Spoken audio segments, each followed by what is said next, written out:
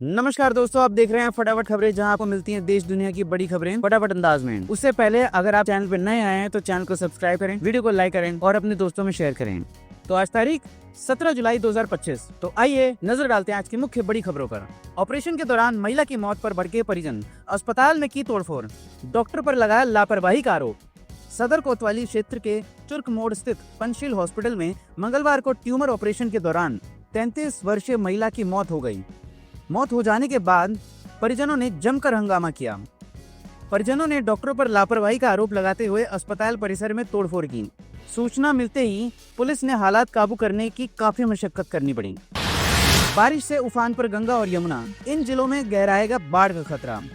उत्तर भारत में रुक रुक कर हो रही बारिश के बीच उत्तर प्रदेश में गंगा यमुना समेत अधिसंख्य नदियों का जल स्तर बढ़ने की बाढ़ का खतरा गहराने लगा है।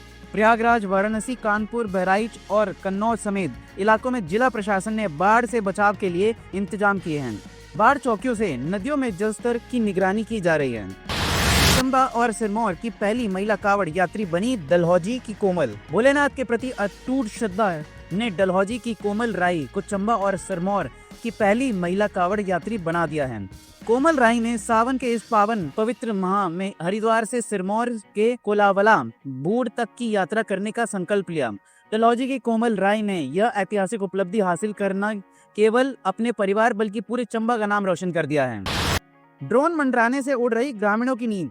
लोग बोले ड्रोन से रेकी के बाद चोरी की हो रही घटनाएं। जिले में दिन भर खेती का काम करके शाम होते ही सोने वाले ग्रामीण इस समय पहरेदारी में लगे हैं। दरअसल मुरादाबाद, संभल, रामपुर और अमरोहा में शाम होते ही गांव के आसपास ड्रोन मंडराने लगते हैं। इससे गांव के लोग दहशत में हैं। बताया जा रहा है कि पिछले 1.5 महीने से जिलों मुरादाबाद, अमरोहा, संभल और रामपुर के ग्रामीण क्षेत्रों में चोरों द्वारा ड्रोन से रात में रेकी करने की घटनाओं में तेजी आई है। इससे ग्रामीणों में भय का माहौल बन गया है। मेन गेट का ताला तोड़कर पीएनबी बैंक के अंदर घुसे बदमाश, समय पर पहुंची पुलिस, लॉकर तोड़ते ही 3 गिरफ्तार। शाहजहांपुर जिले के थाना कांट क्षेत्र में बुधवार पंजाब नेशनल बैंक में घुसकर लॉकर तोड़ते हुए एक नाबालिग सहित 3 चोरों को मौके से गिरफ्तार किया है। उनके पास एक अवैध तमंचा भी बरामद हुआ है। पुलिस को देखते ही चोरों ने भागने का प्रयास किया, लेकिन पुलिस नाबालिग सहित 3 चोरों को बैंक के अंदर ही दबोच लिया। इनके पास से एक अवैध तमंचा भी बरामद हुआ है। तीनों चोरों के खिलाफ मुकदमा दर्ज कर पूछताछ की जा रही है। सरकारी दफ्तरों में समोसा जलेबी पर रोक, लेकिन गोहाना के जलेबी बनी फिर से चर्चा का विषय। सरकार ने सरकारी दफ्तरों में कर्मचारियों द्वारा समोसे और जलेबी जैसे तले भुने खाद्य पदार्थ के सेवन को रोक लगा दी है। साथ ही इनसे होने वाले स्वास्थ्य नुकसान के बारे में कार्यालयों में सूचनाएं, नोटिस लगा दिया है। लेकिन इसी के साथ हरियाणा के गोहाना की मशहूर जलेबी एक बार फिर सुर्खियों में है। शुद्ध देसी घी में बनी ये जलेबी सिर्फ हरियाणा में नहीं बल्कि देश भर में अपनी खास पहचान रखती है। यहाँ तक कि इसे जलेबी नहीं बल्कि जलेब कहना ज्यादा उचित लगता है। हरियाणा में अधिकारियों और कर्मचारियों की छुट्टियों रद्द। सीईटी एग्जाम को लेकर बड़ा फैसला। हरियाणा में 26 और 27 जुलाई को होने वाली तृतीय श्रेणी पदों की सामान्य पात्रता परीक्षा यानी सीईटी को लेकर प्रदेश सरकार ने पूरी तैयारी कर ली है। परीक्षा के दिन सभी अधिकारियों और कर्मचारियों की छुट्टियां रद्द कर दी जाएंगी ताकि परीक्षा का सुचारू संचालन हो सके।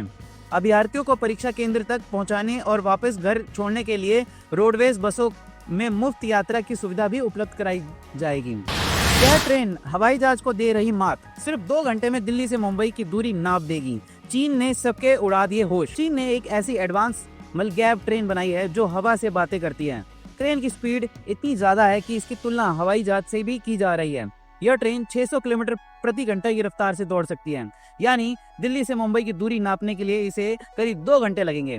यह स्पीड कई हवाई जहाजों की स्पीड से ज्यादा तेज है। China railway rolling stock corporation CRRC ने इस ट्रेन को बनाया है। यह ट्रेन बिना पहियों के मैग्नेटिक पावर यानी चुंबकीय ताकत से चलती है। इससे घर्षण कम होता है और स्पीड बढ़ सकती है। बिहार में उद्घाटन से पहले ही दरकने लगा आथर घाट पुल। निर्माण की गुणवत्ता पर उठे सवाल। बिहार के मुजफ्फरपुर में आथर घाट पुल उद्घाटन से पहले ही दरकने लगा है। यह पुल बोचहा और मुसहरी प्रखंड को जोड़ता है। 2014 में इस पुल का शिलान्यास हुआ था। निर्माण कार्य बिहार राज्य पुल निर्माण निगम लिमिटेड ने किया। पुल में दरारें आ गई हैं, सीमेंट उखड़ रहा है और रेलिंग टूट गई है। लोगों ने निर्माण की गुणवत्ता पर सवाल उठाए हैं और जांच की मांग की है। तो ऐसे ही जानकारी के लिए हमारे चैनल को अभी सब्सक्राइब कीजिए और बाकी खबरों को जानने के लिए इस वीडियो पे बने रहें। कांवड़ यात्रा को लेकर यूपी के मौलाना ने अमित शाह को लिखी चिट्ठी। कांवड़ यात्रा को लेकर यूपी सरकार अलर्ट मोड पर है, तो वहीं कई जगह से हंगामे की खबर भी सामने आ रही है।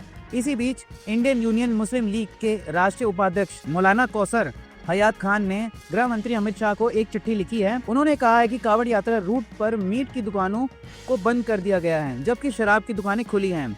मीट की दुकानें बंद होने से लाखों लोगों को बेरोजगारी का संकट से जूझना पड़ रहा है। सरकार के इस कदम से आम जनता में असंतोष है। दिल्ली में कांवड़ियों के स्वागत के लिए बनाए गए 17 द्वार। सीएम रेखा गुप्ता कैबिनेट मंत्रियों संग रहेगी मौजूद। दिल्ली में कांवड़ियों के स्वागत के लिए महाकुंभ के तर्ज पर 17 स्वागत द्वार बनाए गए हैं। साथ ही राष्ट्रीय राजधानी क्षेत्र में 374 से ज्यादा शिविर लगाए गए हैं। यह जानकारी बुधवार को दिल्ली सरकार के मंत्री कपिल मिश्रा ने दी। पूर्वी दिल्ली में अप्सरा बॉर्डर पर तीर्थयात्रियों के लिए लगाए गए शिविरों का निरीक्षण करते हुए मिश्रा ने संवाददाताओं को बताया कि इस वर्ष 374 शिविर लगाए गए हैं, जो पिछले साल 170 शिविरों की संख्या से 2 गुने से भी अधिक है। यूपी में स्मार्ट मीटर के बिना बिजली कर्मियों को नहीं मिलेगा सरकारी घर। बढ़के कर्मचारियों ने किया घेराव। अब बिजली विभाग के सरकारी मकान उन्हीं कर्मचारियों को मिलेंगे जो घरों में स्मार्ट मीटर लगाने पर सहमति देंगे। बिना सहमति के कर्मचारियों को नए मकान आवंटित नहीं किए जाएंगे। यह निर्देश power corporation chairman doctor Ashish Kumar Goyal ने दिया है। विभाग के इस फैसले से नाराज बिजली कर्मियों ने सोमवार को 2 मुख्य अभियंताओं के घेराव खूब हंगामा किया। योगी सरकार ने आया ग्राम ऊर्जा मॉडल एलपीजी के इस्तेमाल में 70% कमी का लक्ष्य बनाया है। उत्तर प्रदेश की योगी आदित्यनाथ सरकार ने ग्रामीण क्षेत्रों में ऊर्जा आत्मनिर्भरता और रोजगार बढ़ाने के उद्देश्य से ग्राम ऊर्जा मॉडल की शुरुआत की है। इस पहल के तहत गांवों में घरेलू बायोगैस यूनिट लगाए जाएंगे, जिससे गृहिणियों के रसोई गैस के विकल्प के रूप में गोबर से बने गैस का उपयोग करने का मौका मिलेगा। सरकार का दावा है कि इससे ग्रामीण घरों में एलपीजी की खपत 70% तक घटाई जा सकती है। साथ ही निजी पशुशालाओं के निर्माण को भी इस योजना से बढ़ावा मिलेगा। योजना से पशुओं को आवारा छोड़ने जैसे मामलों में कमी आने की उम्मीद की जा रही है। इस वित्तीय वर्ष यूपी की जीडीपी पहुंचेगी 29 लाख करोड़ तक। योगी बोले मेक इन यूपी बने औद्योगिक रणनीति का आधार। उत्तर प्रदेश के सकल राज्य घरेलू उत्पाद जीएसडीपी 2024-25 में 29 लाख करोड़ रुपए तक पहुंचने का अनुमान है। अगर ऐसा होता है तो राज्य ने 2020 से 21 की तुलना में जीएसडीपी में लगभग 80% की वृद्धि दर्ज होगी। सोमवार को मुख्यमंत्री योगी आदित्यनाथ ने समीक्षा प्रस्तुति के दौरान योजना विभाग ने यह आंकड़ा पेश किया है। लखनऊ में खुले में कचरा फेंके पाए गए तो मौके पर ही होगा चालान। नगर निगम हुआ सख्त। अब खुले में कचरा फेंकने वालों की खैर नहीं। लखनऊ नगर निगम यानी एलएमसी ऐसे लोगों पर सख्त कार्रवाई करेगा, चाहे घर हो, दुकान हो, रेस्टोरेंट हो या सार्वजनिक जगह। अगर कोई भी कचरा फैलाता हुआ पाया गया तो उसको मौके पर ही चालान काट दिया जाएगा। नगर निगम के स्वास्थ्य अधिकारी प्रवीण कुमार श्रीवास्तव ने यह आदेश जारी किया है। तो ये थी आज की बड़ी खबरें। तो रोजाना ही ऐसी सबसे पहले अपडेट के लिए चैनल को सब्सक्राइब करें, वीडियो को लाइक कीजिए और अपने दोस्तों में शेयर कीजिएगा। धन्यवाद।